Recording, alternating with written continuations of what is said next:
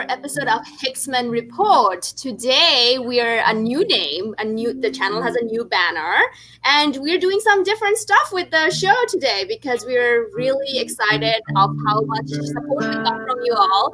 And you're getting the word out there that we are the place to be for X-Men Hoxpox analysis, which is like extensive analysis that I'm always joined by my experts. As you can see over here, we have Zach, Tyler, Peter are all here today. Thank you so much for the lovely music, Peter. Lots of Easter eggs this episode. That one chosen by Zach. So if you knew what I was playing, then you've gotten one of our many little hints this episode. Right. And we tried our best not to infringe on any copyright. So please, please, please, YouTube, people of YouTube, do not take us out. Please don't do that. Please, please, please. The first of our many requests not to sue us this episode. Yes, usually we have the lawyer sirens come on every time Freya mentions the 15 lives of Harry August, right? Yeah, so now we have even more lawyer alerts. Right. So before we get started, how are you all doing today? Great. Ready for another episode, like fun-filled episode of HiX-Men Report? I was born ready. Oh my God. Oh my God. And as with any Marvel event, halfway through, when it's like a smaller known team, halfway through, they bring out the big gun to boost sales and stuff. And what better way for us to do that, other than to bring in Uncanny Omar from Near Mint Condition here with us.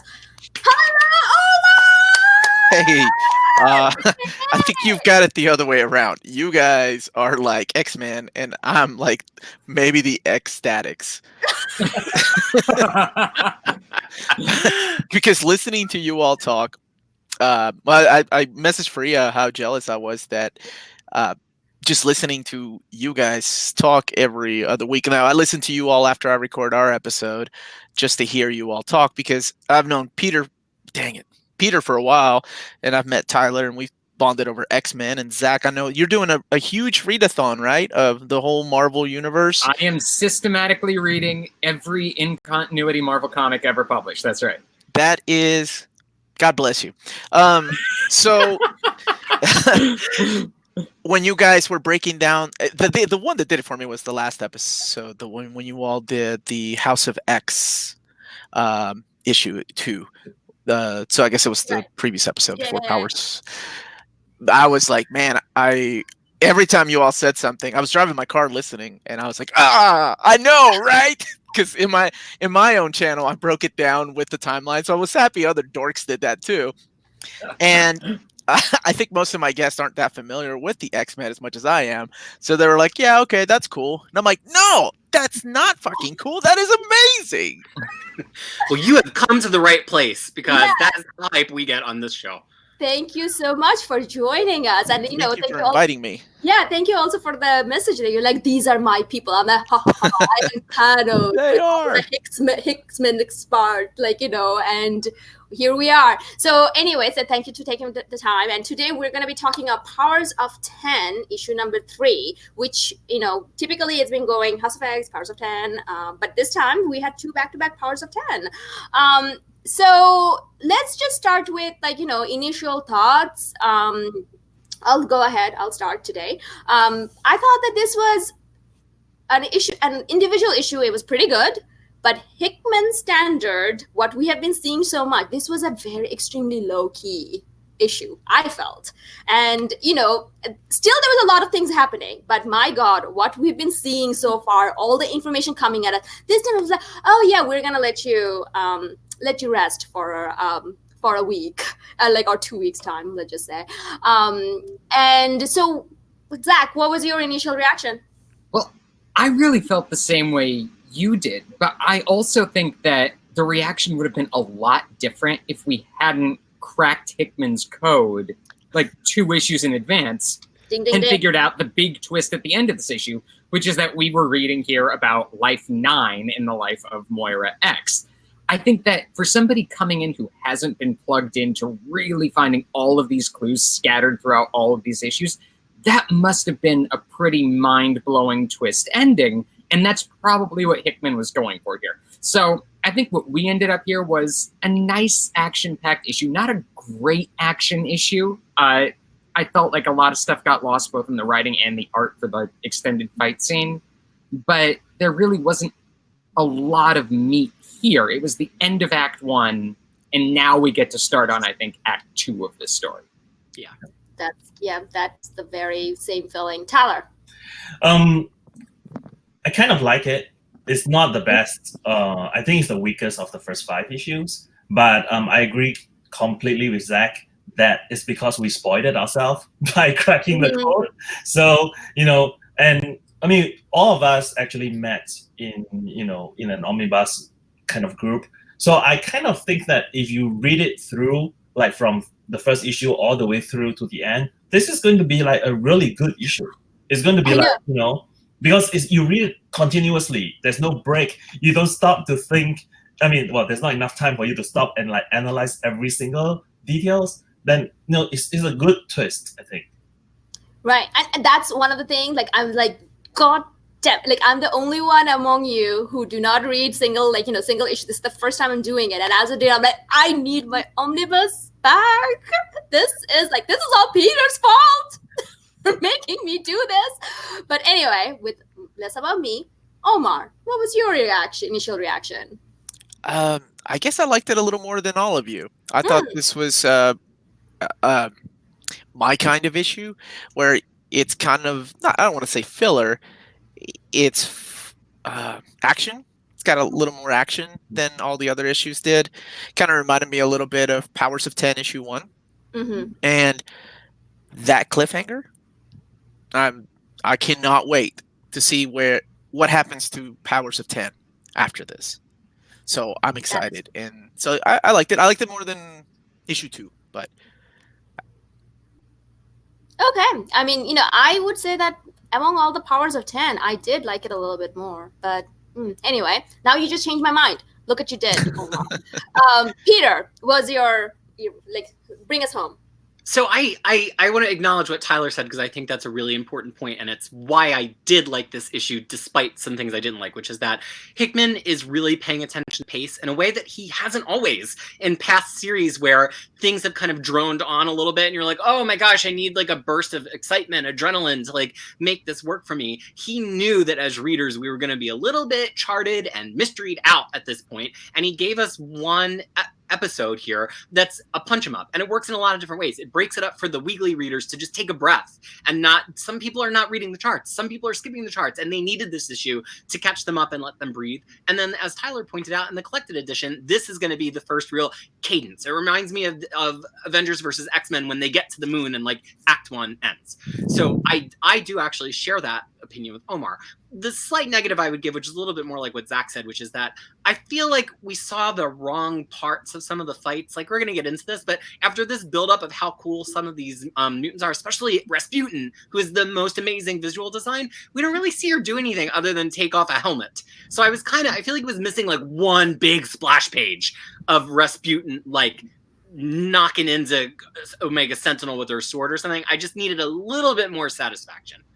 Right, and the thing is, I feel like reading through that, because you brought up the splash page issue in our chat, and then I felt like, I don't know that whether Hickman does a lot of splash pages. Like this Hoxpox, I couldn't remember a splash page that showing up before. I don't know, maybe I'm just remembering. So we're gonna, thank you for the initial reaction. So we're gonna go into more in depth.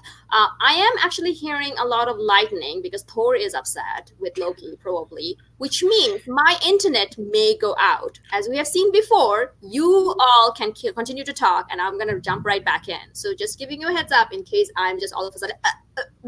What you don't know is that Freya is coming to us live from Marvel's 616 universe, right. And so there's always some kind of super battle around her building, and that's why there's always disruption. Just think if you were trying to broadcast on YouTube in the 616 universe, it would be disrupted constantly by absolutely. And I'm also gonna say this is Moira's Live 6, so All right, okay. So with that out of the way, Peter, why don't you say which scene we're gonna start off with? Sure, we're going to progress sort of sequentially through the book. Some of the scenes that cross-cut we'll handle one at a time. But this first one, I think, was maybe a surprise to some people as a first scene in the book, because we open up in a church. It's a robot church. And we're basically seeing a robot sermon and the robot doing some kind of ceremony with a newborn human. And it gives us a lot of information we didn't already have about the interaction between the robots here and the humans. So, Freya, why don't you start us off? What did you think about this kind of smash cold open in this location where we have never been before? Right, so it kind of left me with more questions than answers, because first of all, I wanted to know who this priest kind of character is, who seems like a cyborg and a human. And then, my God, child abuse in very first couple of pages. I'm like, what just happened to that baby? Which was like more of like, I'm like, ooh, show me some more. And what are they doing? So it kind of left me like, I'm like, ooh, you know what? I'm going to ask my HiX-part about this. So tell me what happened. I think you make a really good point there, because I don't think this priest is a robot. I think he's a human, as is the baby. But I think that humanity at this point in this time frame that we're looking at has somehow become innately semi-technological. Either because, I mean, I guess they haven't had themselves implanted with anything. It looks like maybe they're all born with some kind of techno-organic infection or techno-organic component. And so when we see this baby's face being apparently lasered off, it's exposing the semi-technological makeup that all children are at this point born with. That's the implication I got. That's an interesting way of looking at that. I just thought he got infected by this. Yeah, well, I thought I was going to say that's the other alternative here. It's not totally clear, and this is, I think, a little bit of a failure in the artwork. It's not totally clear whether he was born that way and this is his face being exposed, or whether he's being infected with some kind of TO virus in that panel. So I took it, as you said, that it's being lasered off. Because I felt like if you look at the art, like, I was just looking at it right over here. It felt like there was a dip about it. Like it felt like less, like, it was taken off rather than it was added back on. If you know what I mean? It felt like that. So I'm more thinking along the line of Omar's. I'm thinking that like the trajectory of the machinery, like of AI ascension, is towards phalanx type of creature.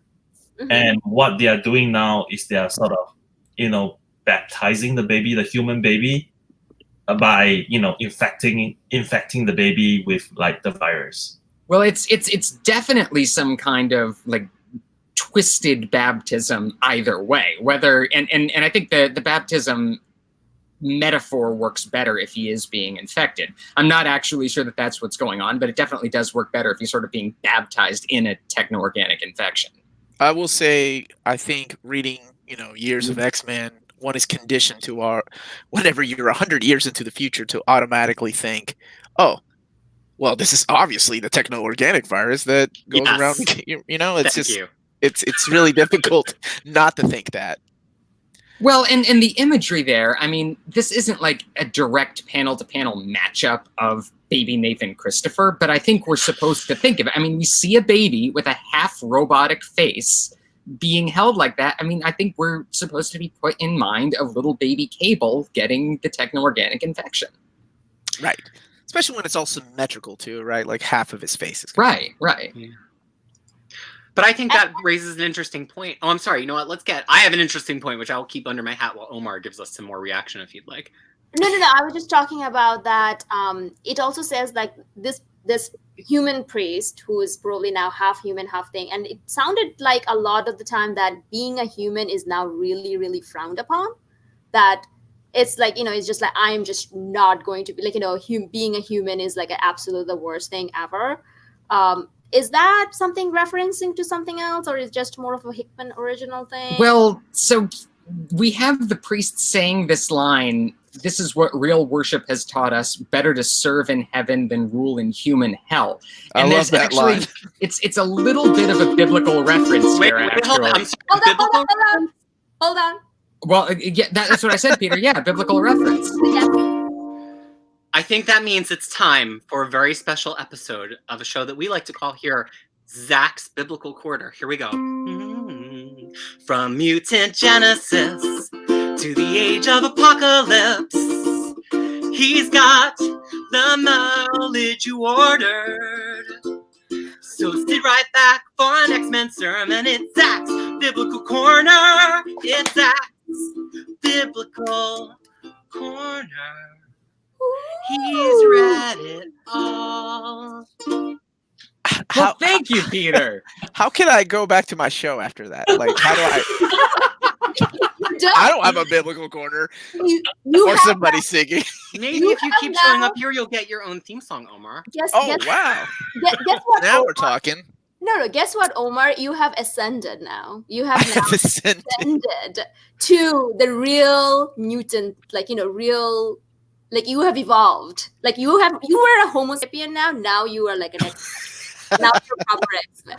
Anyways. I feel like I'm hanging out with the kids under the bleacher. That's where I am during the pepper alley. Okay. All right, Zach, take us with your biblical reference. So what that line actually is a reference to the poet John Milton and his poem Paradise Lost. So the line from Milton is better to reign in hell than serve in heaven. And so the line that the priest is saying here is a total inversion of that.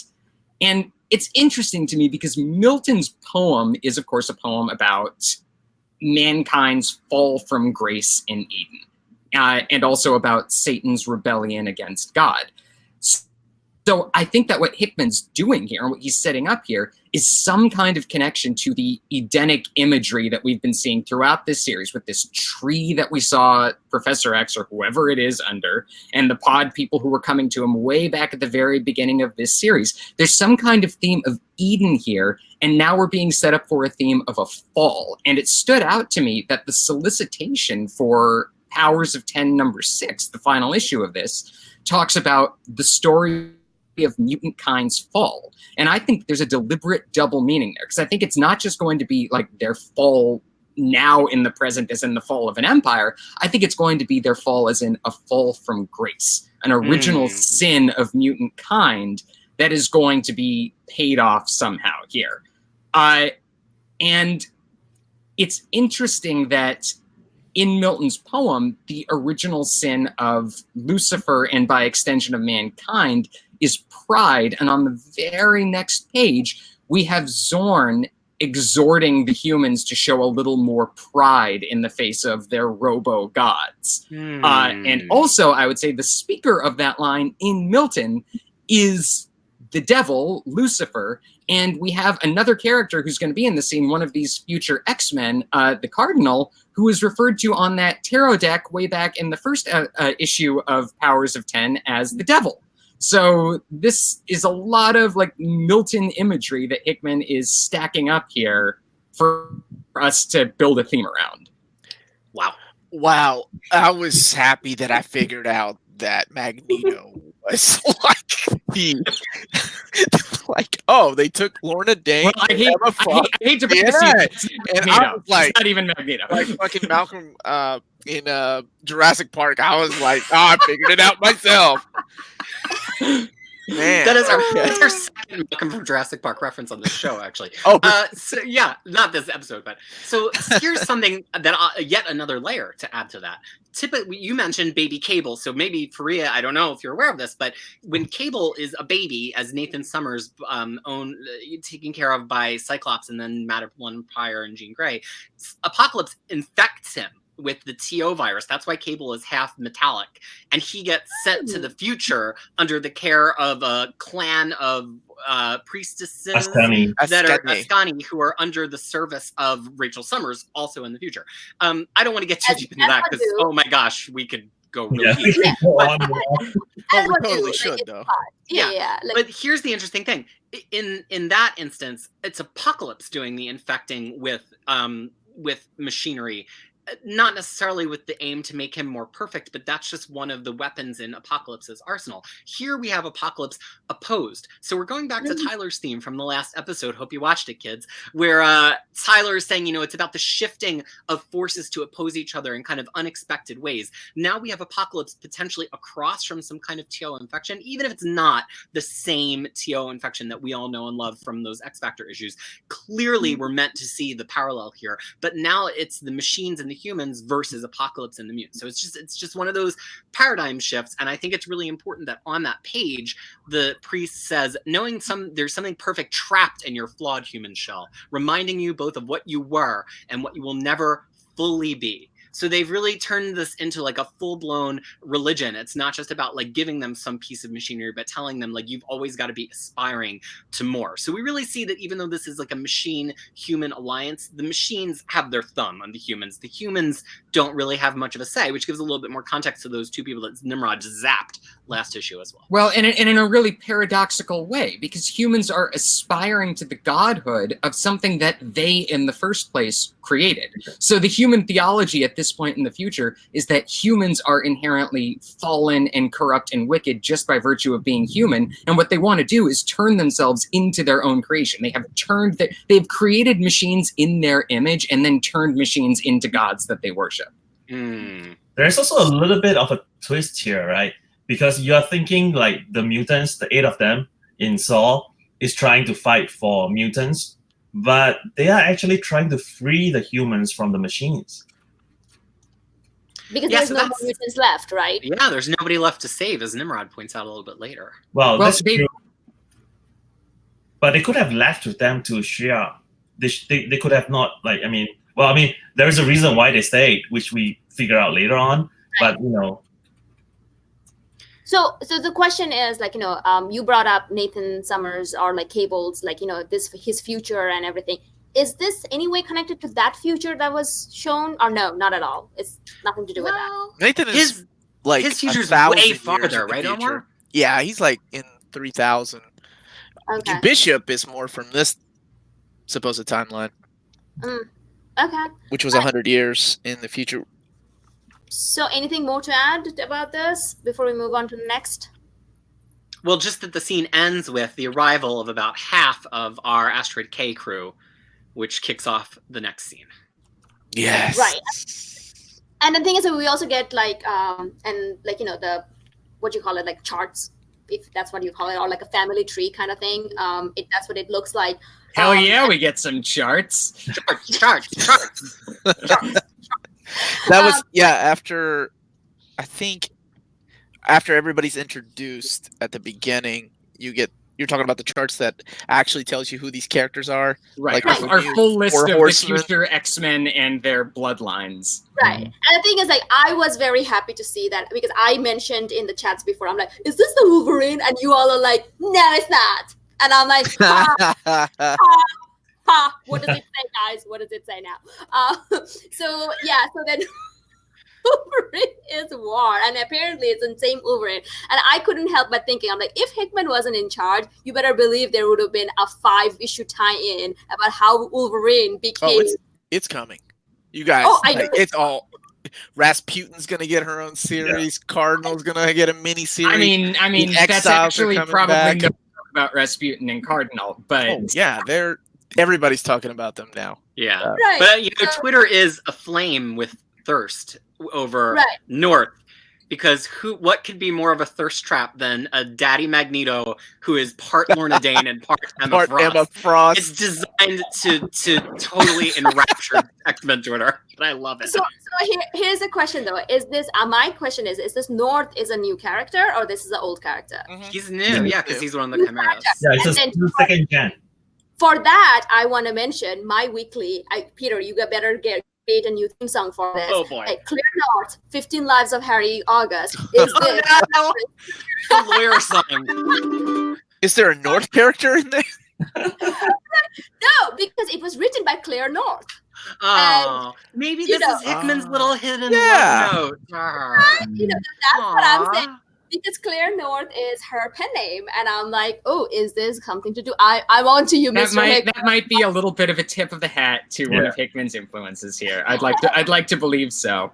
And So- Polaris is the North Star, so it's like a base level pun. It's like the lowest level of pun you can get to. Right. So the thing is, my question to you experts will be, what are all these, like, because there's like pure blood, chimera, chimera, how do you want to say it? Chimera. Generation, second and third generation, which was explained before. But then there was symbiotic, hound, and then. And then God help us external. And look, I'm just gonna Yes. here's the thing. And I guess this is why we have Omar in this episode, because God help me if I have to sit here and talk about the externals. This is the worst trick that Hickman has played on us yet. Because not only are we gonna now find ourselves talking about 90s X-Force, we aren't even gonna find ourselves talking about the good parts of 90s X-Force. We're gonna find ourselves talking about the worst parts. 90s X-Force. So Omar, do you want to tell us what on earth an external is? Sure. Back in the year of our Lord, 1990, the God sent Rob Liefeld created this idea of. I'm sorry. This should start with the God sent Rob Liefeld was watching Highlander on television late one night. But please go on. So there was this idea that some chosen mutants were eternal. They cannot die. For some god unknown reason, they chose Cannonball of all people. Because he got stabbed by Sauron. Everybody's always wanted a Cannonball to be the one X-Men that lasts throughout thousands of years. Of right? But hey, Kentucky represent. So I was cool with that. I was okay with that. So, and then later on, I believe it was either Moore or Loeb kind of retconned that and saying, no, there are no such things as externals because we can kill them. Like they went on a killing spree, killing Gideon and Cruel and all, because all those characters were supposed to be externals. So seeing that name there, I was just like, woohoo, we're going to do that shit. Okay, Hickman, let's see where this goes. But for somebody who's a newer fan, it effectively just means very long-lived and prone to resurrection. Can we simplify it that far? You think of like there are Celine certain is one, rules right? that have Celine, been put on the table and Apocalypse. taken off. I think for a while it was said that they could only die if you removed their heart. And then they changed it to as long as there were any two externals left alive, then any external who died would just like come back after they died. They would be reincarnated in a different body. So I don't know what the rules are now. I am hoping against hope that it's not going to matter. And this was just Hickman like throwing in a little Easter egg that like, yeah, I remember from the 90s that Apocalypse is supposed to be an external. But I don't know. Maybe there will be more to this. And the thing is, like, Rob Liefeld has been shitting on this run very openly. So On is this it like was it? I think he's been kind of taking the piss a little bit, and it's always hard with Liefeld to decide if he's seriously doing that or not. Did Rob Liefeld just pull the plug on Faria's internet? Yeah. Man came in those Levi jeans and he yanked it right out of the wall. Which is the perfect time for me to say this. Like, the fact that Wolverine is War and is the OG Wolverine is one of the is the thing that really makes me dislike. I mean, the one point that makes me dislike this issue. Really? Really? Why that? The reason, because I find the Wolverine characterization in the previous issue to be so off if it is the OG Wolverine. Because he has never been someone who say things like, "Oh, I wish I was born with a brain." You know, Does he say that in the last issue? He's like, something along that line. It kind of bugs me a lot. Like he downplays himself? Yeah, and then he says something like, "Oh, you know, some mumbo jumbo, and you can decipher this thing." And I was like, "That's not Wolverine." Maybe because it's been so long, he's like so tired. He's too old for this shit. Well, I thought that, you know, in the limited dialogue that we saw here, I thought Hickman's voicing of Wolverine was perfectly passable. I don't think there were any particularly memorable lines of dialogue for anybody in this issue, but I thought, it sounded to me like a plausible Wolverine. Well, I mean, not in Throw this in a issue, couple of in bugs, the and that's past it for me. I'm like, okay, that's Wolverine, obviously. Right. So, but the thing is, like, Freya, and then I'll wrap us up on this scene. no, I'm just talking about Wolverine was in Hickman's Avengers though as well, right? Briefly, Yeah, but briefly. very small parts. That's Like- true. I just wanted to ask Tyler, like, what did you think about that characterization? Or, Well, I mean, he didn't get a chance to write him too much, and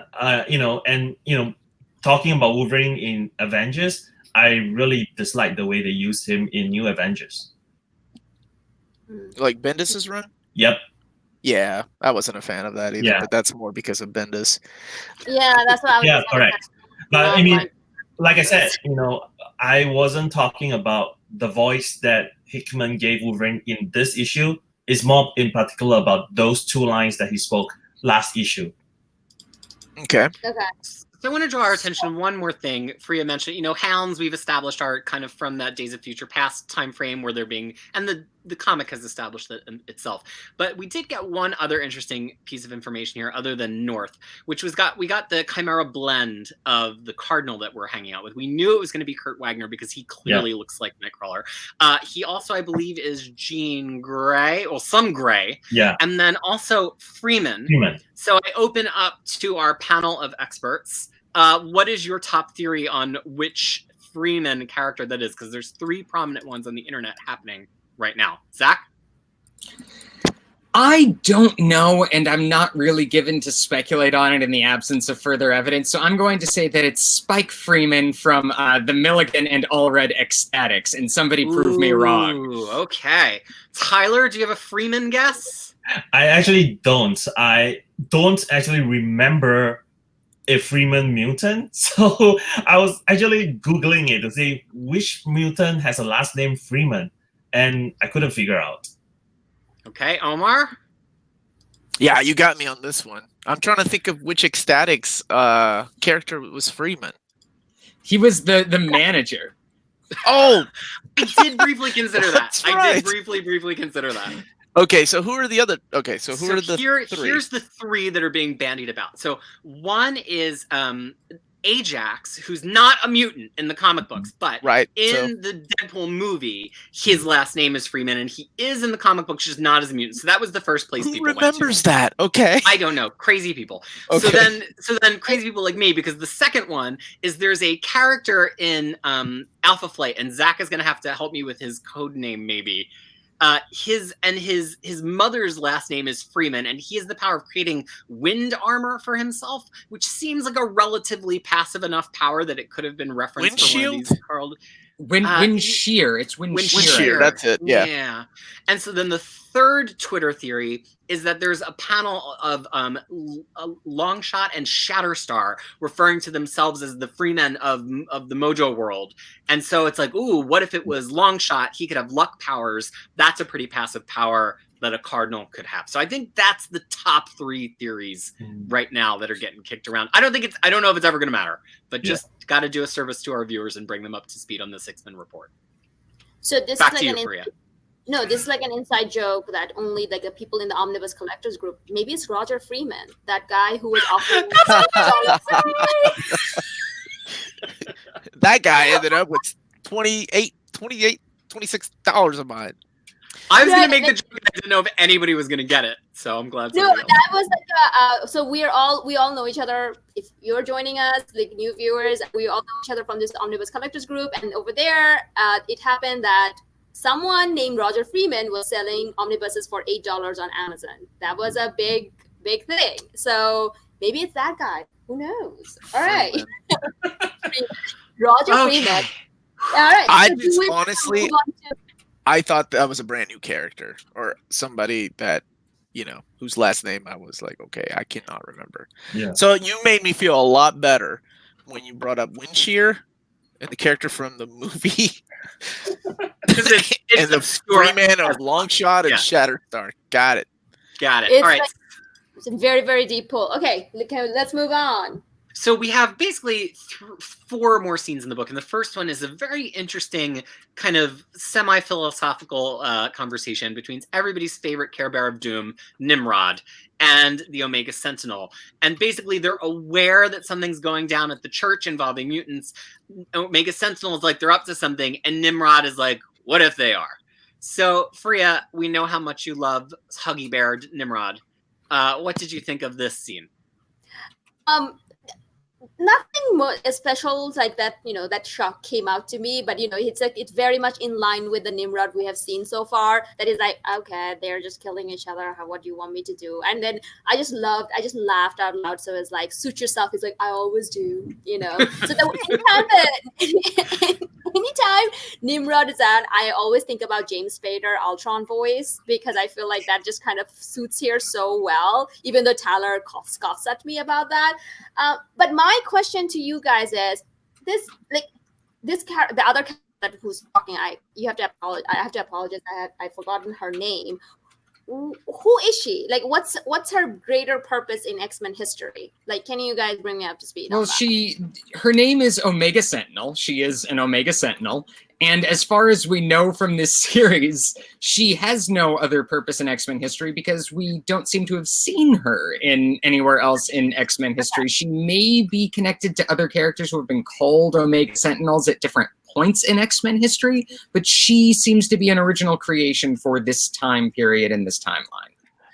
Some people might lead to the... Well, Omar seems like he might have... Yeah, at first read of issue 1, I thought it was... what is her name? Chimera? Karima Shapandar. Yeah, I thought that was her, and I'm like, oh, okay. I guess Sentinels live a long life. But maybe that's just the fanboy in me that was like, oh, they're tying this into not Milligan's run, but who used her after him? Was it Claremont in New Excalibur? Yeah, and Carrie did as well. But I think it's a new character. Well, so I mean, we saw Karima in the current time period in the series, and it's possible that this is her. We have no indication in the story that it is, so it may or may not be her, and it may be an original character. And something significant there is the fact that as we get through this issue, but you've hopefully all read it if you're watching the show, we're going to find out that what they were always stealing all along was when was Nimrod first kind of conceived of in this very Terminator 2 Skynet sort of plot. And what if Omega Sentinel getting involved with these Orcus people is the signpost there? And that's what in the present day Xavier and Cyclops and Magneto are viewing on the screens. Like, she's kind of always been a separate element. And so maybe her involvement is what triggers the Nimrod program. Who knows? But I think the reason we're saying it might not be her is because of the red skin. It's, she's, especially already being a character of color, you would think that you would go with her actual skin tone if you wanted us to believe that it was really her. I for some reason, for a very, especially after House of X2, I thought that it was Moira, but apparently clearly not. Very clearly not. And this is also not the same character as the X3, right? Because her skin is blue, and we don't know what maybe that's her mutant / Sentinel power. She changes the tone of her skin every. That's the most useless. Well, I mean, robots can undergo all sorts of modifications. So, I mean, the answer is we don't really know for sure. But the one thing I kind of want to point out is that in the data dump for way back in the first issue, you have when we're looking at the AUKUS protocol, right? Mm-hmm. There's one part it ends with Sentinel oversight Omega. So the AUKUS protocol actually led to the Sentinel oversight. I think that is what it's meant to hint at. Oh. So I think it all... Well, maybe and maybe not. Because remember that Omega is a running term that we've seen pop up in all sorts of circumstances. Right. We have our list of Omega mutants that have also been summoned to Krakoa. So it may just be that the term Omega and the notion of Omega, which is symbolic of the end times, the apocalypse, is just something that Hickman is sort of playing around with here in a lot of it's kind of used. The only reason why I say that is because it's kind of used in the same vein as Xavier is the Alpha, Magneto is the Omega. Right. And then here it says Sentinel oversight, Omega. So that's how I'm linking it. Not, and I mean I completely agree with you that Omega is used in so many different forms here. It could mean anything. And I think something we're encountering, and we'll talk about this a little bit later in the last scene, is some of the themes of Hickman's run are really coming through it now, and some of them are thematic in a way that they're supposed to carry actual plot significance, and some of them are thematic in that they're just recurring symbolism. Mm-hmm. And I think we're going to have to spend the next couple of issues, now that we've seen the recurrence of some of these symbols, themes, words, deciding if the things are actually thematic or just symbolic, because now's the time that that's going to really start to come out. I want to ask for some reaction to a specific thing that happens in this conversation. You know, Nimrod, being his normal sassy self, says it's a wonder I can sleep at night, and Omega Sentinel replies, "We don't sleep at all, Nimrod. In fact, that's what the mutants think is wrong with us, that we do not dream." Yeah. And he says, "What good are dreams? That dream of theirs is almost as extinct as they are." Yeah. You can't help but tie that to Xavier's dream, even though he's been long since dead and maybe never even had the chance to communicate it in this Life 9. What did you make of that idea, you know, do robots dream of electric sheep? That's the first thing I thought of, and Yeah. tying it into Xavier's dream. Witty, but witty, not witty enough for, I guess, witty for people to be like, "Oh, that's cool." But I don't think I looked more beyond that. All these books, all of this with Nimrod reminds me of just my favorite time of reading X-Men, when John Romita Jr. was on the book, and when Nimrod first appeared in those early 200 issues, and you had Rachel there. So it's really cool, and I know he's doing it for a reason, why he's using key characters like that, but it's really cool to see them all together kind of again. I mean, what stood out for me in this particular scene are all the, you know, error signs that keeps appearing in front of Nimrod. Yes. And, like, we're meant to see it, but then, like, he doesn't seem bothered by it. Or So, is he bothered? That's why he wants to stay back, because he's bothered by it. But he just wanna say it because. So, You know. so what stood out to me though is that, you know, sort of seizing on that line of dialogue, it's that Nimrod has to be informed that he doesn't sleep. He doesn't say it. Omega Sentinel tells him. And I think there's something a little bit strange going on with Nimrod here and in the previous issue, in his self-conception versus how we actually see him behaving. Because he wants to believe that he's totally separated from human behavior, but we have been seeing him behave in increasingly and really blatantly human ways. Last issue, we saw him reveling in his ability to lie and to harm people. He was enjoying it. And here he doesn't seem to be aware that he's not sleeping at night until somebody says it to him. I think Nimrod is more human than he thinks he is. And I don't know if we're going to be learning an actual reason for this, but I wouldn't be surprised if we did. And I think there's one other thing, because this whole top row of panels is basically Hickman having his characters turn to the camera and recite his major themes to us. So the other thing they talk about is this line where Omega Sentinel says to Nimrod, about the humans and the mutants, any hope of cohabitation died some time ago. In fact, while they use the same words, they don't actually speak the same language anymore. That was and here really, again, really powerful, yeah. It's a great line, and I don't know quite how to interpret it, except to say that we're obviously going back to this same theme of Nimrod and languages again. This goes back to that same Tower of Babel imagery that we were talking about way back in our first episode, where it's the biblical Nimrod being punished for his hubris and his building of the Tower of Babel with the punishment of languages. People being fractured into different societies, different languages, with different languages that are no longer intelligible to one another. So that was presenting language as the idea of divine punishment for hubris. And here we have Omega Sentinel talking about differentiation of language as an inevitability of evolution.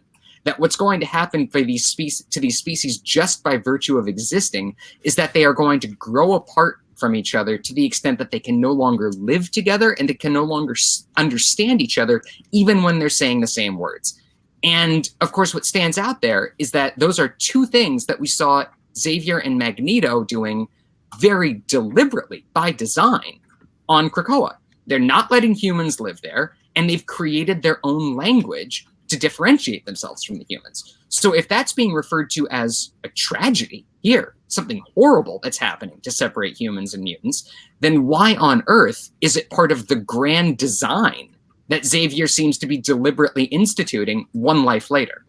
Right, because Mora should know better, theoretically. And Xavier should know better. Why has Mora possibly told him to chase after this historical tragedy? And then also, or are they making a big mistake? Are they unaware that this is a tragedy? And Nimrod's obsession with charts and stuff also reminded me, I'm like, is Nimrod supposed to be Hickman's avatar in the comic? Because I was like, he's like walking around with charts and trying to put charts together and then saying weird shit all the time, which is something very Hickman-like. Or Nimrod as the avatar of X-Men fans, thinking that he has all the data and can put all the pieces together, but missing what's actually going on right in front of his face. And is so sassy too. Another quality of X-Men fans. I mean, have to hang around with you guys. I'm like, you guys are a bunch of Nimrods. All right. Theory, but I think it works better right at the end. So let's move ahead. All right. So Peter. So this next scene is broken into a couple pieces, but we're going to take it as a whole, which is the church fight. So we have our portion, basically half of our Asteroid K mutants, Cardinal, Rasputin, North, and I don't know, somebody else is there. Yeah, Zorn, right, which is going to become significant in a moment. And they're fighting, and Omega Sentinel arrives, and they have a bit of a blowout, and it ends seemingly with Rasputin sacrificing herself and Zorn to take out Omega Sentinel. Freya, what did you think about the church scene? Or the temple, I should say. It is a temple. I think this is where I was beginning to feel the Hickman effect of how he never does anything with characters. It's all about plots. Because the characters, they were introduced so quickly and then taken off the board so quickly again. And I think that's when I'm like, yeah, this is a Hickman book, you guys. I think that's kind of my very, quick thought about it. Zach? Yeah.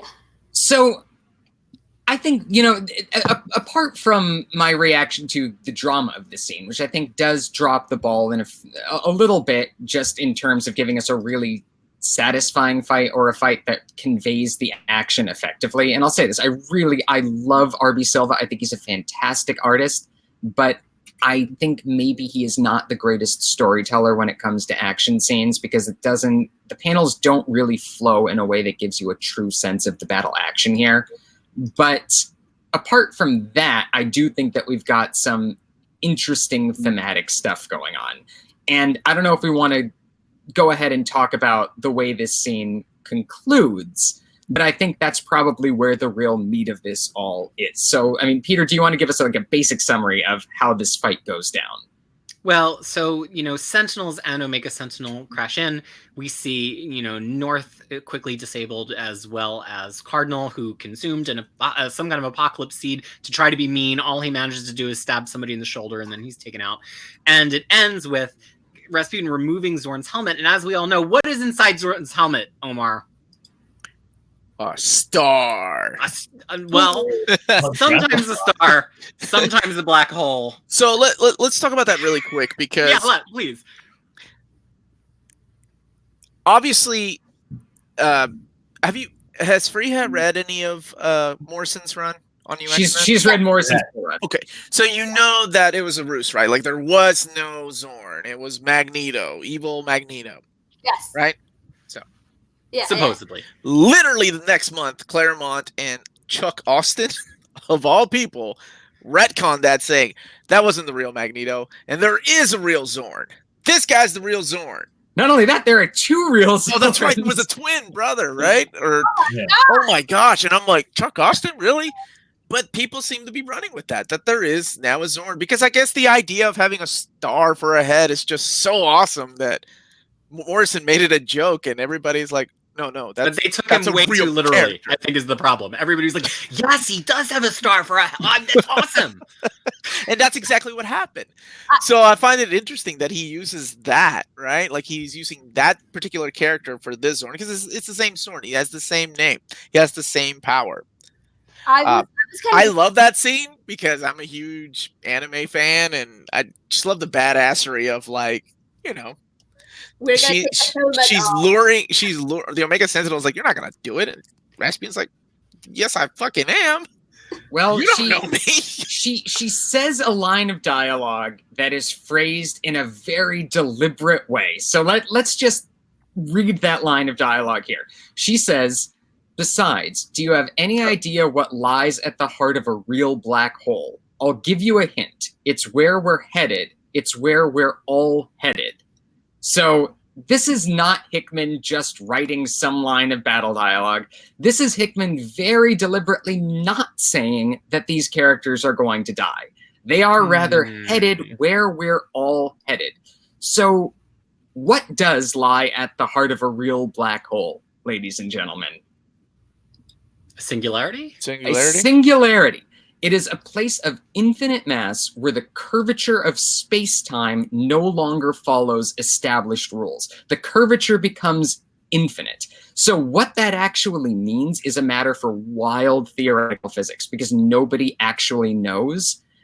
It could mean that it creates a time loop, a kind of recursive sense of time where you can go in circles over and over and over again, not unlike Moira herself. It could create a wormhole where you can travel through space-time such that you could end up jumping to a whole different dimension or a whole different timeline.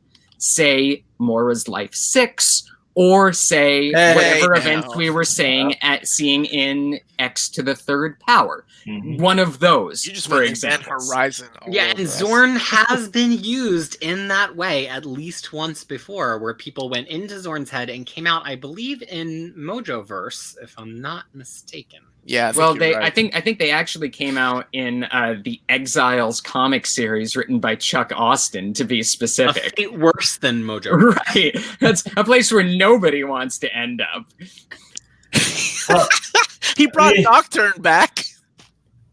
I like Nocturne, but that was it. Oh, that run was so horrible. So Tyler, what do you make of it? Are we going to see more of them? What did you think when you saw this black hole scene? There's no way they're going to kill Rasputin. I think You don't think so? I don't think so. There's What about Cardinal? Cardinal? He died off screen. No, Cardinal and Rasputin are coming. Cardinal Cardinal and Rasputin are getting a spin-off series. But I don't think We have not nearly seen the last of those. See, I'm thinking Powers of X4. We're not going to see any of these characters anymore. With a burst of like smoke. Powers of 10. And you just see him lying there with smoke coming out of his chest. Like, what? Is he teleporting or is he dead? Oh, he's dead, dude. You don't know. That guy is dead. Oh no, he says in his dialogue, and again, this is a failure of the art. He says in his dialogue that he took a death seed, so he's going to die at the end of this battle. At least he is. Yes. I didn't like the fact that he died off screen. But I'm pretty sure Rasputin is coming back in some ways, right? And she actually wields the soul sword, right? And that actually can control the teleporting disc. So, true. And we haven't really seen her make a really specific use of the soul sword other than the first scene with her in Powers of X1. And Cardinal could bamf out of death too, right? He Yeah. could use his teleporting powers from Nightcrawler. I refuse to believe. I love that he introduces these new characters that everybody's like, oh my gosh, these guys are everything. It's a red Nightcrawler, right? And a Colossus magic, and everybody's just like, they're amazing, like the best thing ever. Even me, I'm like, oh my god, they are the best thing ever. I love these characters. I actually thought that it was Nightcrawler. I'm like, oh, is that Nightcrawler? He has sexy hair and all. I thought it was his dad. What was his name? Ezekiel? Azazel. Azazel, that's it. Oh god, Let's Chuck please Austin. not turn this into a Chuck Austin focus. Yeah, we bring Omar onto one episode, and we've got Rob Liefeld coming up here. We've got Chuck Austin. You're giving us like the worst greatest hits in X-Men history. Guys, Hickman is a Chuck Austin fan. He's using Zorn, his version of Zorn. He was the last one to retcon Polaris into being Magneto's daughter. And what did I just say? Oh yeah, Azazel or whatever. But that's it. Hickman loves Chuck Austin's X-Men. No, to me though, I kind of agree with Tyler that there's no way. I mean, I think Cardinal is probably Gonzo because there is no distinction between him and Nightcrawler that even I could tell. But Rasputin is a very new character that I don't see Hickman not use. She is a new character, right? Yes. Yeah, totally invented. Yeah, totally invented, and I do not think Rasputin is going to go away because remember, I still haven't seen an ex-Nihilo version of that. From his New Avengers that because he always creates this new character that keeps on going, then takes them back as he's leaving the title. So I was very sure that Moira X and Rasputin are going to be those couple of those characters. So yeah, I didn't feel that she died. But the thing is, the death of other characters, I had to read it 3 times before I actually realized that. I agree. I couldn't figure out. I was like, where did North go? That's what I felt like about missing panels. Mm-hmm. I feel like 3 times Silva uses the same explosion panel basically, and we see 3 different people get blasted by explosions. Yeah. But it's kind of inspecific, and who knows? That might have been Hickman's script. That might have been Silva's interpretation of it. We might have lost something in the interpretation from the coloring. We really don't know. But I just felt that for especially the amount of buildup we got about who are these people or whatever, they kind of went away quickly. But the thing I have to add there is that Hickman's not just playing the long game across these 12 issues. He's playing the long game across however many years of X-Men he's planning to write, which seems to be at least 2 or 3 at this stage. Yeah. So I think I think it's fine that he's dropping plot threads out there. We're so used to Hickman events being in the middle or at the end of things, Infinity, Secret Wars, that we're looking for things to get tied up neatly. This is at the beginning of things. We're probably going to wind up with a number of threads which are not tied up neatly, and that's going to be okay. Yeah, it's going to be okay. Are you saying that to yourself, or are you saying that to us? I think it's just like a self-quieting thing, like when babies soothe themselves when they're crying in the crib at night. It's going to be okay. Well, I've increasingly moved into your camp, even as I don't unfortunately think that this would be true, that it would be kind of great if he never told us what happened in Moira's 6th life. If that just became a mystery that could hang there in front of the reader and in front of future writers that we didn't need to be told and isn't going to directly impact the plot. I think that would kind of be a wonderful move if he made it. But you know that you just said that, what you just said is going to happen. He doesn't do it. Chuck Austin's going to come in and write Styles, Moira, 5-6, and all of us are going to be pissed off. It is true that the number of long-standing X-Men unresolved plot lines that have actually been resolved in a way that's not terrible is vanishingly small. Yeah, we but need new ones. while they are still running, it's very fun. When somebody resolves it, it's awful. But while they're running, it's very fun. I do not trust Marvel to do because they are very bad about taking someone introduced one idea. My God, they will give it to someone else to end it or do something with it. They're like, because the number of tie-in issue we're gonna see about very many lives of Moiras and how many times this is going to be used to retcon shit now. I am so worried about it. We've seen them do it with other things before. We've seen them revisit House of M. We've seen, DC goes back to the well on Watchmen all the time. Once you give one of these comic companies a bottle universe where you can tell an infinite number of stories and the branding holds some amount of sway, Marvel sees the sales on this book. You better believe. I mean, I've been on Twitter jokingly saying some of the one shots and doing covers of what they could be. We're gonna see more of this at some point. You know what? That's how they're gonna bring Brian Michael Bendis back to Marvel. What? Making him write Moira Life 6. That's what I thought we had a good thing going. No way. All right, so I'm issuing a last call on the temple fight. Last call on the temple fight. What does the temple fight end with? Are we talking about with Apocalypse? Because I wanted to talk about that. We're gonna get there next. We're gonna get there. But I just want to say one thing. I kind of really like Zorn's face when the mask was taken off. He's the smile. Yeah, come here. Yeah, Zorn is I don't know. wonderfully nihilist throughout this entire sequence when he's like, finally the thing that I've wanted. And he's almost like kind of in opposition to Nimrod, like where Nimrod is like gleeful and in control and Zorn is like gleeful and he wants to end things. And they're like an interesting counterbalance of sassy death across this X2 timeline. It's also kind of a wonderful counterpoint to like the centered Zen Zorn that Morrison seemed to be writing until either he or whatever came up with the idea of making it Magneto in disguise. This is the opposite of that. This is Zorn who has apparently fallen off the Zen wagon and just become an absolutely gleeful nihilist. But I mean, one other thing which I think people would have noticed like way before is like the name of Zorn is Guan Yin, which is the Buddha of compassion. Oh, where's Zach on that? I mean, what happened? That name has been there the whole time. That was always his name. That goes back to Morrison. Yeah. And that reflected the way his character was originally portrayed, which was this incredibly peaceful, centered expert in Zen Buddhist meditation, or eventually Magneto pretending to be that, although Morrison has some issues that contradict that, so I'm not convinced that he actually planned it all the way through. But that was always the character, and we're seeing him behave in precisely the opposite way here, which is kind of delightful.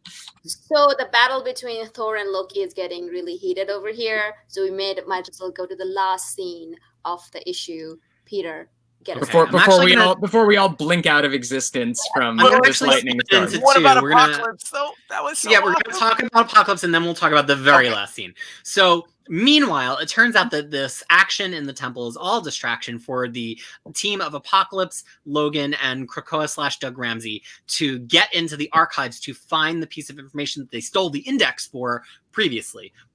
And they managed to extract the information, but Nimrod, of course, has been keeping a careful eye, and Nimrod brings down the hammer. Whoa! There are some major practical special effects going on at Freya's house. Remember, the Dark Knight Returns, like the lightning that just happened over here. Oh my goodness! Wow. So Freya, before we lose you to God's wrath, what did you think about this ultimate throwdown with Apocalypse and company versus Nimrod? So, to me, this Apocalypse was acting very much like Magneto, because I'm not too very familiar with Apocalypse, but from what little I know from the shitty movie and what little idea I have of Apocalypse, it felt like he was very for the people, in air quote, as you say, and then really just self-sacrificed. And also, is Nimrod gone? That's what I'm very sad about. Is Nimrod gone? Nimrod is as gone as this timeline is or is not. Right, we don't know what happens to timelines after Mora leaves them. Do they continue as alternate universes, or is it part of her power that the whole thing kind of just gets hoovered up? Maybe, and it kind of like only happens in her brain, Dorothy and the Wizard of Oz style. Like, we don't know. We have no information on that yet. And or also, there's he could show up next in Uncanny X-Men 191. That's a Nimrod, and that I mean, there's a point here that the issue the series rather seems to be certainly pointing at, which is that Nimrod is one of those historical inevitabilities that Mora has arrived at in all of her lives. That what seems to be the case is that no matter what anybody does, there's going to be a Nimrod, and in fact, I think the implication here is that Nimrod is the moment at which artificial intelligence reaches the point of technological singularity. The point at which artificial intelligence takes on such momentum outside of human control that it is at that point irreversible. There is no way of putting the toothpaste back in the tube. Okay, really quick. What is the connection between Nimrod and the original Master Mold? Was Nimrod eventually... I cannot remember. So the Nimrod of 616, Life probably 10, however you want to think about it. Right. Ultimately merged with the remains of Master Mold. That's it. So he is aware of the 12 and all that, right?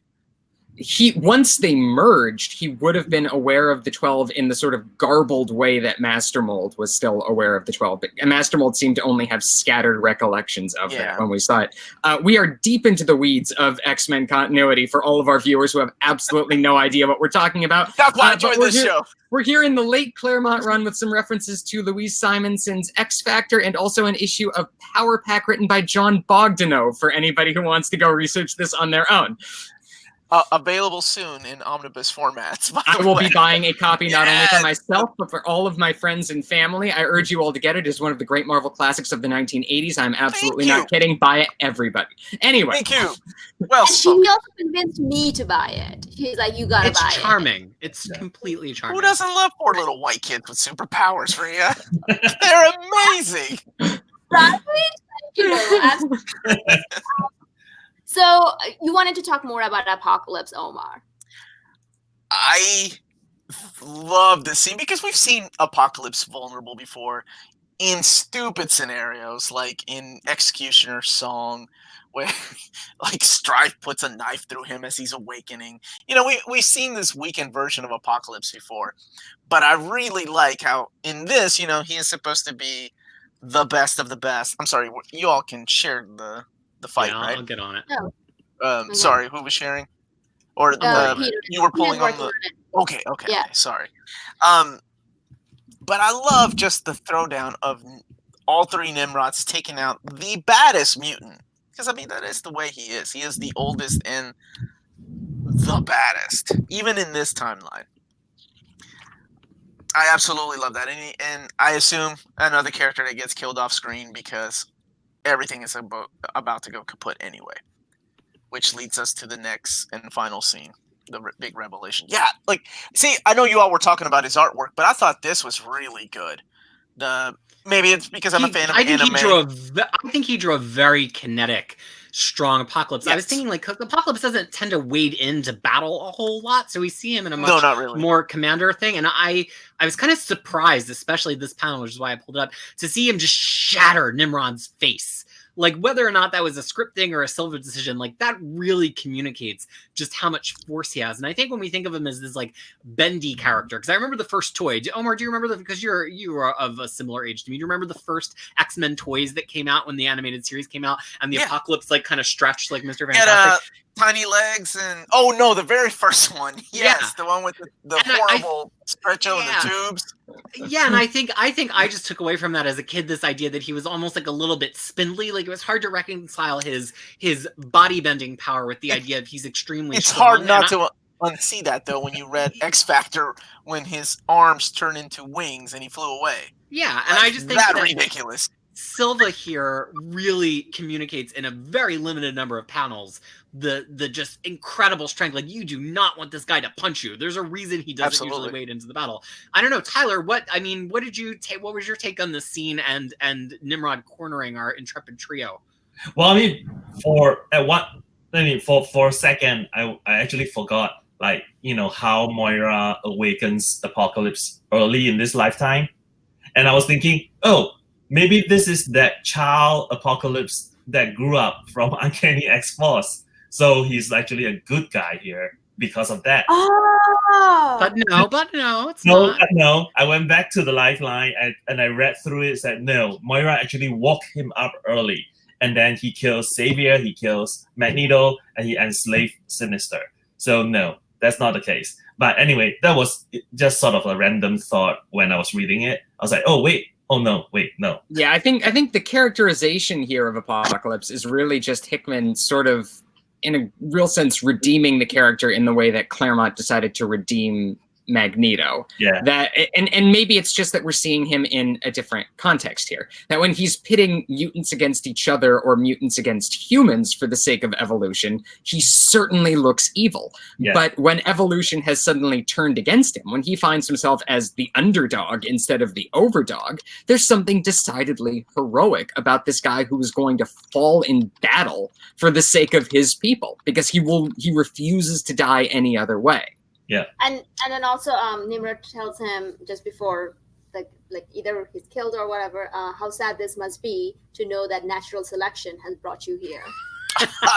Nimrod with the stick burns right to the left. Yes, that's what I was thinking too. It was like a burn. So, but one of my question is, does he always have that A on his? Is that part of? Yeah, his? that's his original goofy design. He is among the Marvel villains who likes to wear their initial right there on their belt. Scotty Young has a variant cover with Magneto and Apocalypse talking about that very thing.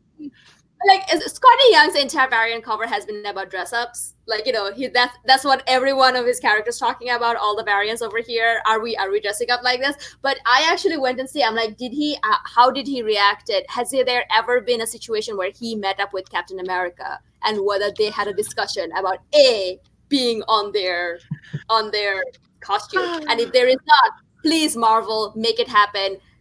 Omar, go back to your Marvel contact and tell them to make this happen. Back to my Marvel contact. And that's the story of how Omar lost his Marvel contact. Yeah. No, I'm gonna lose my Marvel contact by making them print New Warriors Omnibus Volume 2. Oh, please! That is the ongoing joke between David and I. And I was like, I don't care if it sells 5 copies and you never talk to me again, but please make that happen. Yeah. Right. So here's something to maybe close us out of the scene that I want to put out there. So Apocalypse, as was rightly pointed out by our whole esteemed panel of judges here, is typically hard to sympathize with because typically he's one of these more genocidal X-Men villains, genocidal against not only mutants, but pretty much anybody that he doesn't find fit. And that has a very that has a very kind of eugenics quality to it. And so it's hard to think of him as a good character. Before I get to my butt, Freya, did you want to add anything to that? I mean, all I wanted to say, is he against Ugly Mutant? If he is, then he... Oh, well, then how could they be the fittest? This is why you are actually a fine match for Apocalypse. Yeah, you know, he doesn't want Ugly Mutants. I would respect Fangirl's insults against ugly people a little bit more if she herself were extremely ugly, but I find this a little bit hard to swallow here. So, speaking on behalf of the ugly people of the world. Sinister was the one that was cleansing all the ugly mutants because he wanted to get rid of all the Morlocks. Sinister's more against ugly mutants than Apocalypse. That's a very good point. So, okay, so here's my butt.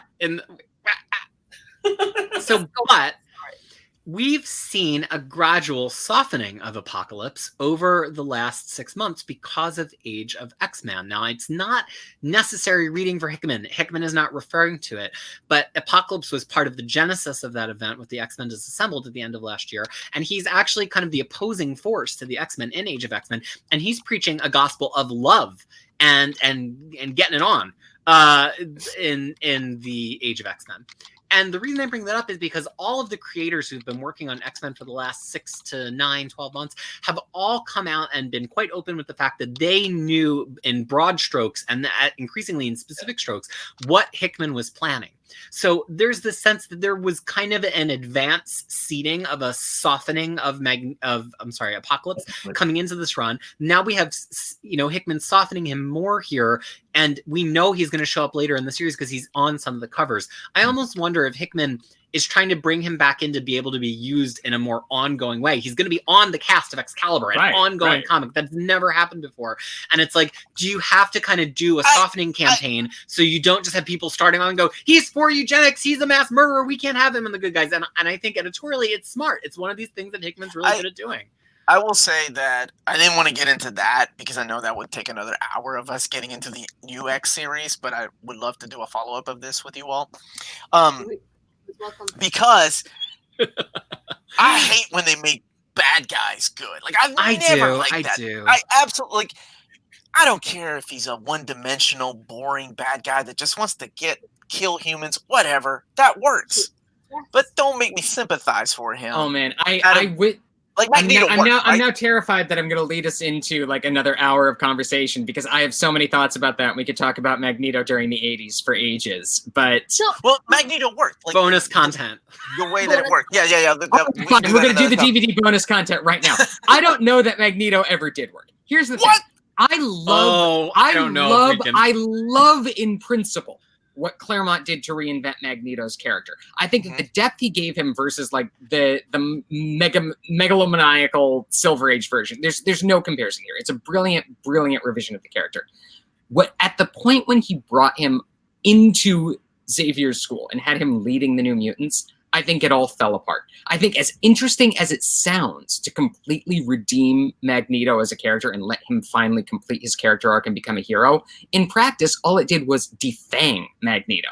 So you have a character who had worked really well as this kind of sympathetic foil to Xavier, who was still a villain, instead just becoming somebody who used to be edgy, but now finds himself just like mentoring a bunch of kids and not really able to be evil, even though he kind of wants to be evil. It never worked. And I think that's sort of what happens every time you try to turn a villain into a full-on hero. They're neither fish nor fowl. They can neither really be a villain or really be a hero. Well, I happen to disagree. Yeah, I do too, but I would love this conversation. Yeah, what do you have to say, Freya? That if Apocalypse starts to become sympathetic, what is the difference between him and Magneto? I mean, that's a good question. Well, there's the ethos. I mean, Apocalypse here is still all about survival of the fittest. Right. And all we're seeing is that Apocalypse looks a lot more sympathetic when that same ethos is placed in the perspective of somebody against whom evolution has been turned. Somebody who now clearly is no longer the fittest. He's going to be killed. And now it looks very sympathetic for him to be heroically striving against the inevitability of his own destruction. Right, because the key difference between the two of them is Magneto supposedly wants what's good for all of his people. Apocalypse wants what's good for the people that he decides. Yeah, that's the key difference between them. Hashtag not beak. I'm all about Apocalypse. I'm supporting him. But we're gonna put a pin on it. We're going to do a DVD bonus content for this. We're gonna do this, guys. So finish us off, Peter. What is the end? Okay, so the final scene, we see Logan return with this data crystal while Nimrod is annihilating Apocalypse back on Earth in the data center. He opens up the sarcophagus that we've seen in previous issues, and inside of the sarcophagus is, to the guess of many of us in the prior issue, good old Mora X, or in here, Mora 9, because she's yet to move on to her 10th life.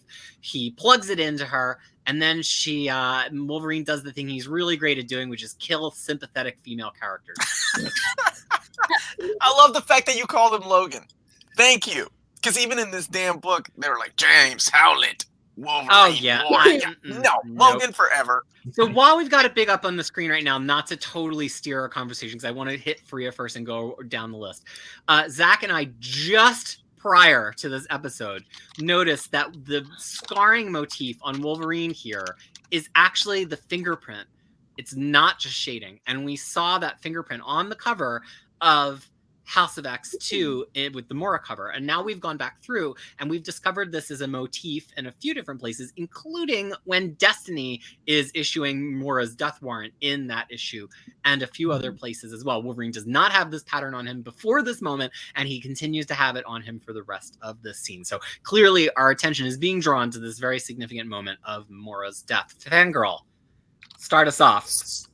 So I wanted to actually ask about that because I'm like, what is this? I'm like, well, maybe it happened to him in one of his many things, and then whether that tells us something. So I'm glad you brought it up. And I also want to say that I really love the idea that it's okay, I have what I need now, and this is what you do.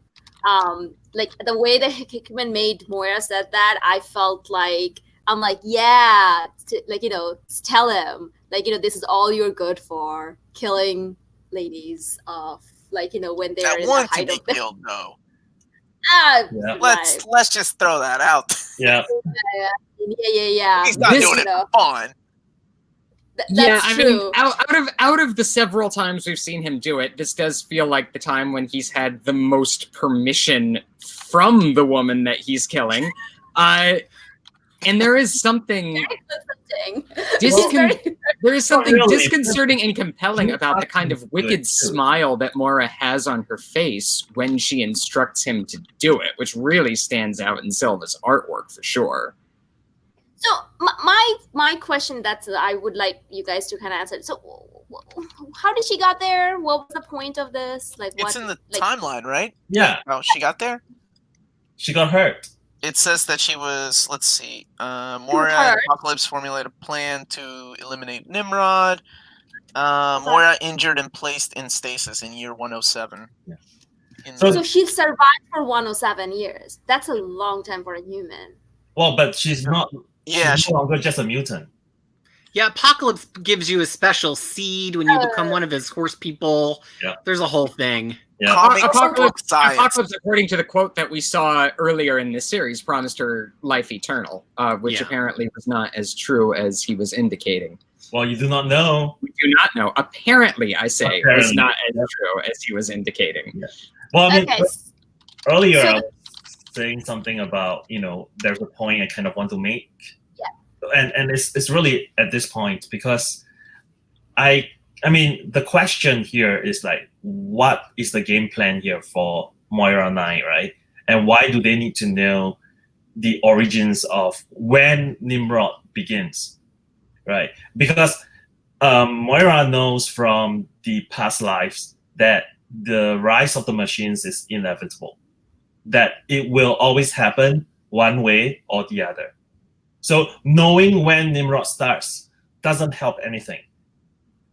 If she thinks that, let's destroy that particular instance, because she knows that some other things will happen, and Nimrod in another way, in some other forms, will happen. So I don't think she and Apocalypse are trying to prevent the birth of Nimrod. And I'm going to bring you back to last issue, where Apocalypse says, why is it that the machine is always pointed against the mutants?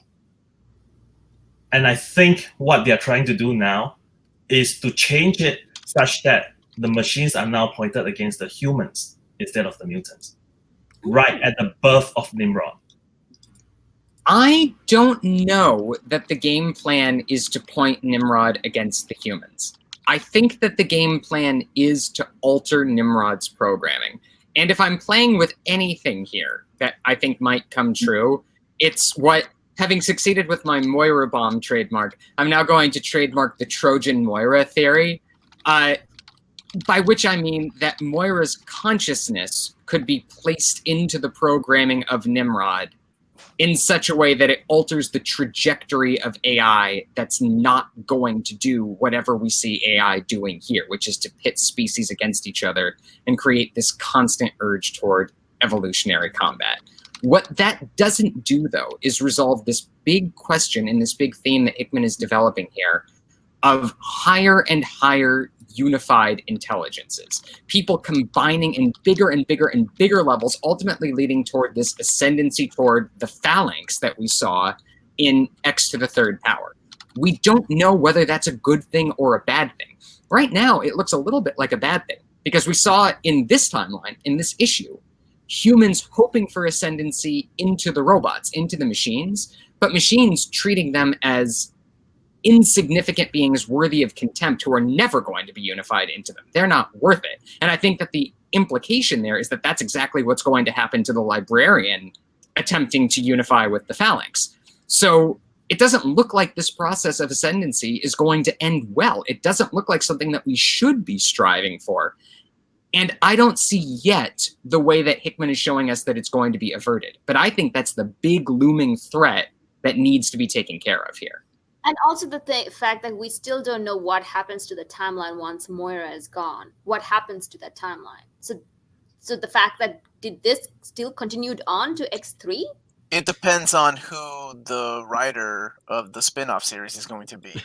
I'm kind of half joking. But realistically, within the continuity of this actual book, whether it was a Kushlov effect or not, in Powers of X #1, we end on a scene with Nimrod the Lesser with Silabel in a tank, and we open in X3 with a scene of Nimrod the Greater with Silabel in a tank. Yes. So given the specific circumstances that surround Silabel's creation and existence as a black brain hound, it seems quite deliberate that there's being a linkage made between X2 and X3 here. Well, now, does that I think what it really means is one of three things. The most obvious and the simplest is it was Life 9 and it was a direct continuation of this.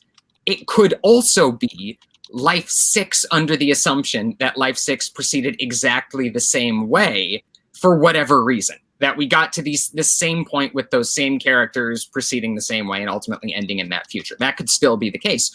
Or it could be Life 10, with the implication being that the creation of Nimrod and everything that comes after is a historical inevitability that was not yet prevented. To which I would simply add that there's kind of like a B-side version of the Life 6, which is maybe Mora takes a different side in the conflict and it still ends the same way. So it's like maybe Mora takes the human side, it still ends the same way, or Mora takes the mutant side, or Mora takes the machine side, and kind of like in terms of a singularity, no matter what, even if she survives all of this time, these things will still unfurl. I think that's one possible. I think I would point out that in order for Mora to have survived the promised assassination of Mystique and Destiny, she would have to not only take the machine side, she would have to unite the mutants and the machines against the humans, as Tyler was initially proposing she was going to do in Life 10. I think it's entirely possible that that is what she did in Life 6, and that's why she got away with it, that she tried to turn the war in the other direction, and it still was a disaster. I think there's a strong I love all all these ideas, because I was thinking the same thing about Life 6. So it's going to be interesting how it plays out, too. Yeah. I'm excited. It's just one thing that I have not said.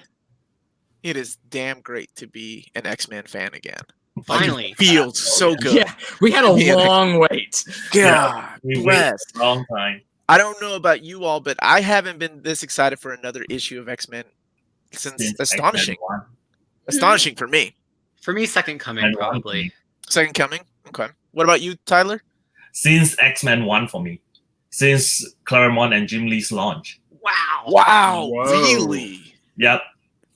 What about you, Zach? You've gone through. This is really weird for me because I was out of comics for so long. You know, I quit comics or Marvel comics pretty much entirely around the time of Onslaught, and only really got back into it like a little more than a year ago. So for me, this is the first time that I'm seeing X-Men come back to what I feel like is our rightful place at the center of the Marvel universe and comicdom. It feels like royalty is returning to its throne. This is how the universe should be in comics. Yeah.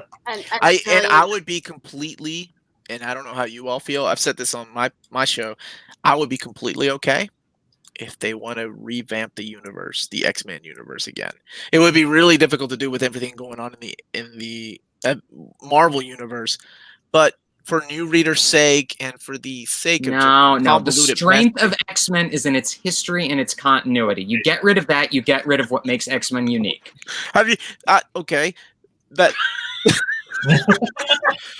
I love Before we go down the rabbit hole, before we do, I just saw Freya winding up for something up there. Oh yeah. No, I was just gonna say this is the first time X-Men has been interesting to me. You know, you've never even cared. I never cared. You have had to care. I read New X-Men. And I read like a bunch of Wolverine and Uncanny X-Force and stuff. All I saw was a bunch of crybabies just complaining about evolution. All of that. I told you to read Claremont's X-Men. I'm going to. I'm going to read Claremont X-Men because like Zach has been like pounding on me, like my head is like read. I have not. I've never once questioned you to read Claremont's X-Men. Do you have the Omnis? I do have the Omnis, but I'm going dare you own those beautiful Omnis and not crack them open? I'm going to read them. I'm going to read them. And no, I mean that's the thing. Like to me, that this has been. I don't care whichever way it goes. Whether they hold on to the history and I get to learn more about it, or whether they get rid of all of it and then we do a brand new. Maybe that's what I meant to say. Yeah. I'm okay either way. Like I don't think I would be pissed off if they were like, okay, starting over, clean slate. Speaking of cutting rope and starting with a clean slate, though, Faria, you expressed some trepidation about this Powers of 10 stuff because you thought it was the future of Life 10, and you're like, Life 10 is optimistic, and this is the same old stuff. So when we got the confirmation in the last panel here that thus ends the life, Mora's 9th life, did that change your reaction to the series so far? Oh, yeah. I was like, yay! We don't have to worry about this anymore. Please move on. Let us see Sass Club back doing his sassy stuff. I think that's what we're gonna get in House of X4. We don't know, or House of X3. We don't know yet. Omar knows, Omar knows. but I've read that's one what- page. Omar knows. But yeah, so I'm like, just bring on Sasquatch back, and then we're gonna do some special stuff. Like, we're gonna have some fun stuff with X-Men. Finally, that's what I want to see. So the thing is, it ends with a very heartfelt quote from Apocalypse: and should forever end, let me die. And should forever end, let me die in battle, surrounded by my fallen enemies and with blood on my sword. That's like a quote from a true leader, you guys. Oh, I my think God. that's part of my wedding vows. Oh my goodness. I think that's the thing with this issue. I think they actually really recast Apocalypse, right, in a different light, and the quotes chosen, I think, are chosen specifically for that reason, because this last quote actually make him sound noble. Yeah, this was Apocalypse's Uncanny X-Men 150. This was the issue in which I think at least as far as Hickman is concerned, this is the issue that's supposed to turn Apocalypse into a character with whom we can sympathize. Yeah, and then I'm saying, Omar, that's Hickman's intention. I'm not saying that this is an all-time classic on the tier. I want to carry this conversation into. I want to keep talking about this because I have a lot of theories about that, and you obviously do too. And I would love to keep talking to you fine folks about it. I think what I'm hearing, we want to do a bonus content for this, which we will love to do. I think we all have time for that, or I don't know, we're gonna see about that. But one thing I just want to say, the show is about 90 minutes at this point. There's only so much X-Men talk you can take in one dose. There's more details on Life 9 at the end of it. There was more. One of them that just popped onto my head is Avengers World defeated. Avengers World is a concept that Hickman introduced in his Avengers, and it looks like he's continuing on with that, or I don't know what the implication. He's just plugging his stories, and yeah, that's sure you go back and read it. It's a little Easter egg for him. And my favorite was the mention of mutants repelling the second Annihilation wave, which I think is a free plug for the upcoming Marvel Annihilation crossover that they just solicited today. So I think that is Hickman being a very good team player with that timeline. So team play, but it also brings us so many questions. I had so many questions. Because Well, I was thinking Avengers World and this is how Avengers World end. I'm like, no, but then there was Secret Wars. But the thing is, Captain America also had all those visions. So how does that part? We're talking about apparently we're going to need another bonus episode discussing the implications of Avengers World. Regards to this timeline. Because the whole Beyonders, Earth collapsing, everything, does that happen in every one of Moira's lives? It kind of has to do with how Secret Wars and Secret Wars 2 this is one of those things that we are just not supposed to think too much about. I don't think it's actually integral to the plot. No, but I think we are. But it all depends on how you think about Moira's life, right? I mean, first of all, what's the assumption? Moira's life 1 ends and the whole universe collapses and restarts, or does it goes on like a multiverse, right? Yeah. Which is a really key fact that we don't know the answer to yet. I know. But my God, how many months? And I just want to caution us watchers, readers of this is the beginning of Hickman's story. Even all of Hawks and Pox together is not even going to be the first act. We're gonna be left with questions. Hickman's very good at wrapping things up, and that is not the story we're reading right now. Yep. And I think that people need to get comfortable now, because people on the internet now in fandom for Marvel, if something doesn't get resolved within 3 or 4 issues, they start losing their mind. You got to get back in the framework of classic X-Men where stuff dangled. Yeah, be okay with mysteries. Be okay with things that hang there bothering you for months or even years at a time. That's what's supposed to happen. It's like Claremont all over again. Love and devotion. Yeah, Claremont was like that. Claremont. Yeah, and it was glorious. Yep. Yes. That optimism, we're going to end this episode. We may be coming back with bonus content, so please hang tight. subscribe, rate, and all of that. Tell us, what did you think about this issue? We initially thought there won't be enough to talk about, but look at us. We have now gone on 93 minutes talking about X-Men. Wow. What better way to spend your days, guys, to listening to experts talk about X-Men? I know this is the best part of my week, so I really, really hope it's yours. So thank you, Omar, so much for joining Thank us. you all for And- having me. Yeah, and thank Seriously. you for my experts for entertaining me, giving me so much more additional knowledge, and listening to me being elitist about Apocalypse's choices. And, thank you for keeping me honest about all of this. So we'll be back and, rate, subscribe, and do all of that. Peter, you want to take us out? Yes.